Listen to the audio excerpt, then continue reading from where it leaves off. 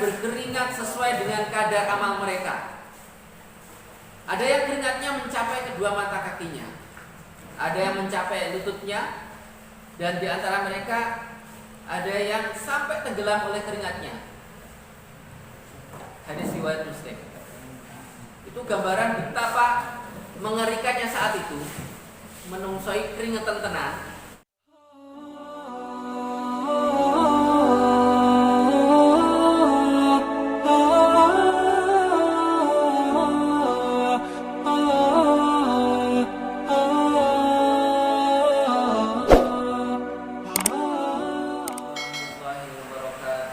Waalaikumsalam warahmatullahi wabarakatuh. Alhamdulillahi rabbil alamin. Wa bihi nasta'inu ala umuri dunya waddin. Nahmaduhu wa nasta'inuhu wa nastaghfiruh. Wa na'udzu billahi min shururi anfusina wa sayyiati a'malina. Asyhadu an la ilaha illallah wahdahu la syarika lah. Wa asyhadu anna Muhammadan abduhu wa rasuluh. Allahumma salli wa sallim wa barik ala nabiyyina Muhammad wa ala alihi wa ashabihi ajma'in. Sekalian yang dirahmati Allah, teman-teman dari perwakilan kelompok, memang kenyataannya seperti ini, teman-teman sekalian yang dirahmati Allah. Keadaan saat ini berkenaan dengan COVID-19 belum beranjak membaik,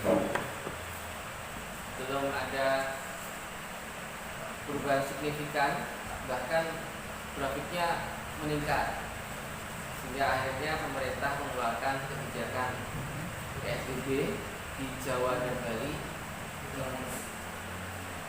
Muhammadiyah sejak awal, jadi bahkan tidak mengistilahkan PSBB dan sebagainya, tapi sejak awal memang sudah menerapkan, sudah memberikan fatwa, memberikan tausiah untuk ketat dalam pelaksanaan kegiatan peribadatan dan sebagainya. Itu fatwa tajin yang ditinjau lama ya. Kawan sekalian yang dirahmati Allah,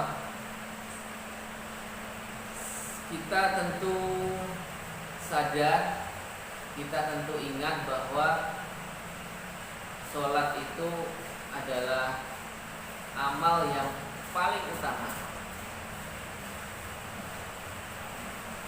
Jadi kalau dalam sebuah hadis itu kan disampaikan awwalu ma yuhasabu, jadi amal pertama yang akan dihisab Allah di hari kiamat itu apa? As-sholat. Kita tahu, kita sadar sholat itu penting dan akan menjadi tolak ukur kebaikan kita semua. Tapi seberapa care kita terhadap sholat itu yang mungkin kita nggak begitu memperhatikan. Bahkan kalau dalam kajian kelompok dulu pernah saya sampaikan, ada salah seorang sahabat itu justru memulainya tidak ketika sholatnya atau menjelang sholatnya, tapi sejak wudhu.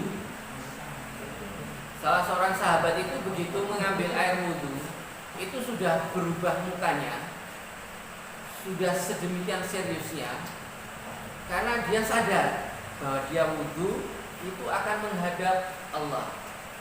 Kemudian dia sudah mulai serius ketika sejak wudhu, apalagi nanti ketika sholat. Sementara yang menjadi perbandingan bagi kita sering lihat, atau mungkin kita kurang peduli ketika mendidik anak kita, murid-murid kita, ketika wudhu itu kita biarkan mereka itu sambil cakap-cakap, bincang-bincang, bujekan, bengak-bengok dan sebagainya. Padahal itu awal ibadah menuju sholat.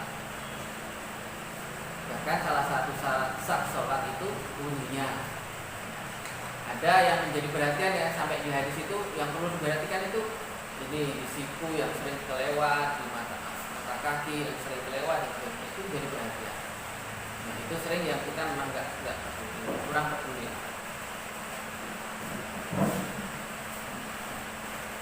Rasulullah Muhammad sallallahu alaihi wasallam membaca firman Allah dalam surat Al-Mutaffifin yang banyak kita dengar, mungkin sebagian juga hafal.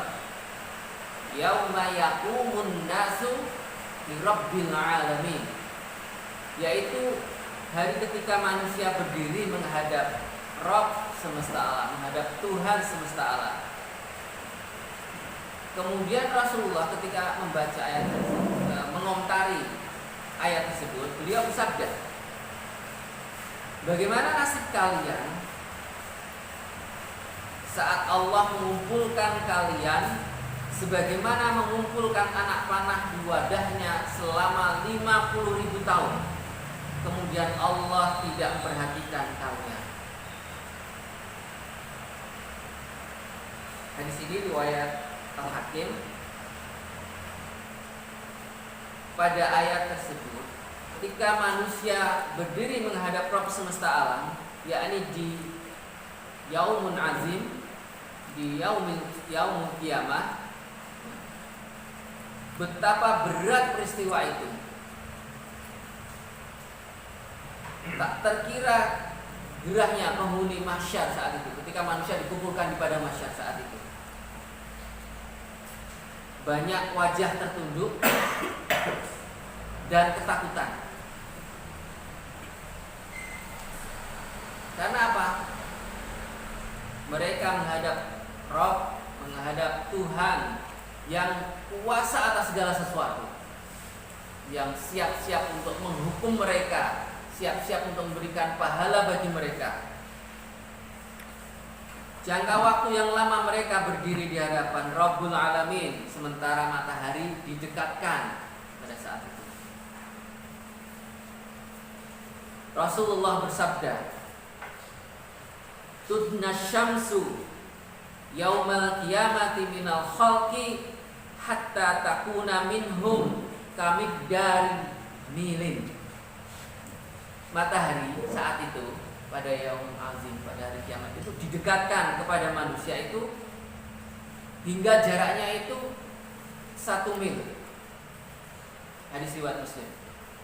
Bin Amir yang meriwayatkan hadis tersebut mengatakan, demi Allah, aku tidak tahu maksud 1 mil. Apakah yang dimaksud itu adalah satuan jarak ataukah mil yang biasa dipakai manusia untuk bercelak mata.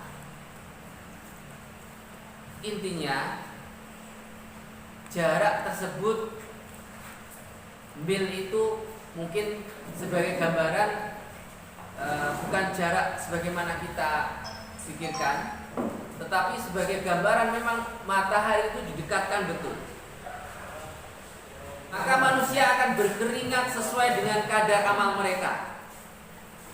Ada yang keringatnya mencapai kedua mata kakinya, ada yang mencapai lututnya, dan di antara mereka ada yang sampai tenggelam oleh keringatnya. Hadis riwayat Muslim. Itu gambaran betapa mengerikannya saat itu, menungsoi keringetan tenan.